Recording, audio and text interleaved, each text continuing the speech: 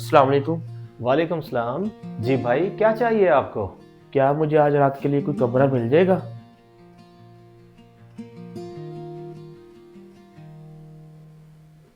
जी sir, ज़रूर। आप इसे अपना घर ही समझिए। आइए। वाकई मेरे गंदे मंदे कपड़े हैं और फकीर जैसा हुलिया है। आप मुझे अंदर आने का कह रहे हैं, मेरे साथ मजाक तो नहीं कर रहे? अरे नहीं साहब, मैं भला आपसे मजाक क्यों करूंगा।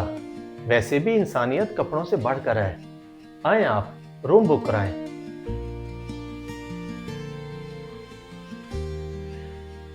इतने दिन से सड़कों पे रह रहा था और गलियों में घूम रहा था। आज शुक्र है अल्लाह का कि मुझे भी छत नसीब हो गई। भाई साहब, सबसे सस्ता रूम कितने का है? हमारे पास सबसे सस्ता रूम 10,000 रुपए का है। 10,000?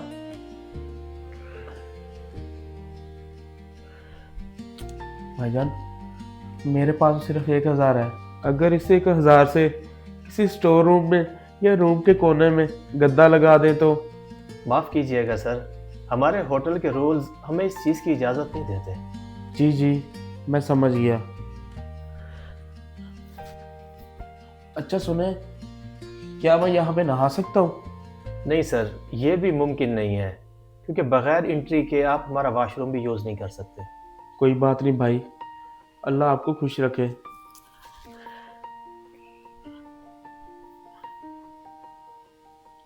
अच्छा सुनिए, जी सर।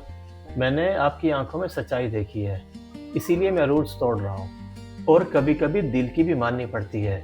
आज रात आप मेरे मेहमान हैं। ये लें रूम की चाबी और आप आराम करें। भैया, आपने अपने असूल नहीं तोड़े, बल्कि इंसानियत निभाई है, और अल्लाह आपको इसका अजर देगा। और ये ले 1,000 रुपये। नहीं सर, ये 1000 आप अपने पास रखें। ये चाबी लें और जाकर आराम करें। शायद आज रात छत भी नसीब हुई और सुकून भी।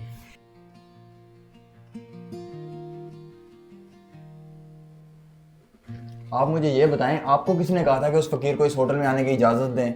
सर, वो इंसान मुझे अच्छा लगा और मैंने उसे रहने की इजाज़त दे दी। अगर ऐसी बात है तो आप मेरी सैलरी में से काट लीजिएगा।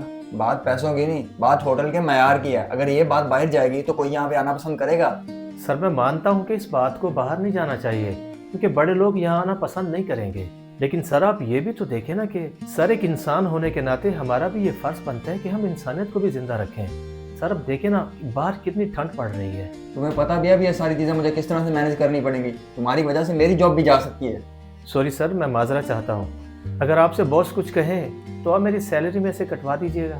वो तो तुम्हारे पैसे काटे ही जाएंगे। 30,000 तुम्हारी सैलरी है, 10,000 रुपये रूम का रेंट कट जाएगा। आज के बाद एक बात अपने जहन में बिठा लो कि दोबारा ऐसी हरकत ना हो जिस पर हमें शर्मिंदा होना पड़े। सर, आपने जैसा कहा था मैंने उसको बिल्कुल वैसा ही कह दिया। ठीक है, अब ऐसे करना, उसे जाके मेरे पास भेजना। ठीक है सर, मैं अभी उसको भेजता हूँ। सर, आपको किसी चीज की सर, आप तो पहचाने नहीं जा रहे। अच्छा, ये बताएं कि आपकी रात कैसी गुजरी हमारे होटल में? बरसों बाद बड़ी सुकून की नींद आई है, वो भी आपकी मेहरबानी से। चले, ये तो अच्छी बात है। सर, आपको एक बात बताऊं? जी जी बताएं, पहले बैठ जाए। असल में मैं काफ़ी दिन से बहुत परेशान था, बहन की शादी को लेके। रोज़ तहज्जुद में उठकर दुआएं मांगता था, लेकिन कल रात आपकी मदद करके मुझे बहुत ज़हनी सुकून मिला है। अच्छा, अब मैं आपको एक बात बताऊं। जी बताइए सर। जब दुनिया तुम्हें ठुकरा दे तो याद रखना, रब तुम्हारा तुम्हें देख रहा होता है। वो खामोश ज़रूर हो जाता है, मगर कभी वो गायब नहीं होता।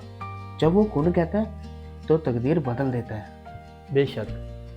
भैया, अब वक्त आ गया है आपको सच बताने का। जी सर, कैसा सच?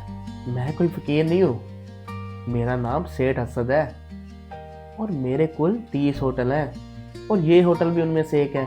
सेठ असद? आप?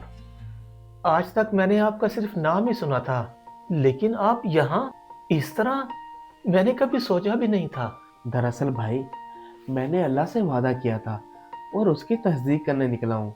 मेरे बाकी होटलों के दरवाजे बंद थे, लेकिन तुमने दिल का दरवाज़ा खोला और मैंने अल्लाह से दुआ की थी जो इंसान बगैर लालच के मेरी मदद करेगा उसे मैं 1.5 करोड़ रुपया दूंगा और अपने एग्जेक्टिव लॉजेस होटल का मैनेजर बना दूंगा, और वो तुम हो।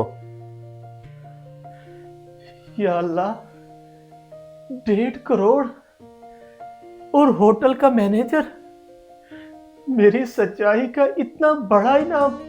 भाई ये इनाम नहीं है, ये रब का पैगाम है जिसने आपकी दुआएं कबूल की। सर आपका बहुत बहुत शुक्रिया, आपने मुझे इस काबिल समझा। अभी कुछ देर में हमारे अकाउंट में 1.5 करोड़ आ जाएगा। सर आपने जिस तरीके से मेरी मदद की, मैं हमेशा अल्लाह से दुआ करता रहूँगा। आप जहाँ भी रहें खुश रहें सर। लगता है मेरी गाड़ी आ गई है, अब मैं चलता हूँ, मुझे जल्दी है। अगर तुम आज किसी मुश्किल में हो तो हिम्मत मत हारो। अल्लाह कभी कभार खामोश रहता है लेकिन सुनता ज़रूर है। दुआ कभी रद्द नहीं होती लेकिन अपने बेहतरीन वक्त का इंतज़ार करती है। याद रखो, उम्मीद का दरवाज़ा हमेशा खुला रहता है, बस दस्तक सच्ची होनी चाहिए। अगर ये वीडियो आपको अच्छी लगे तो शेयर करना ना भूलिएगा, शायद इससे किसी की सलाह हो जाए।